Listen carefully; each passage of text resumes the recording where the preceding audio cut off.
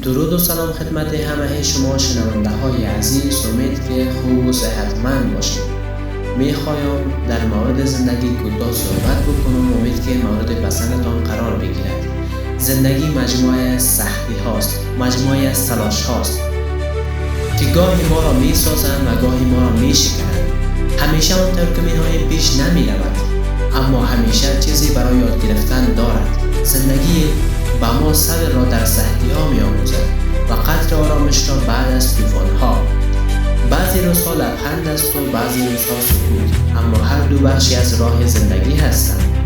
زندگی یعنی ادامه دادن، حتی وقتی خسته هستیم، وقتی سختی ها پیش روی ما هستند، وقتی دل ما از زندگی خسته شده است، وقتی دل ما پر هست، یعنی امید داشتن به فردایی که شاید هنوز معلوم نیست، اما به خاطرش امروز را تحمل میکنیم.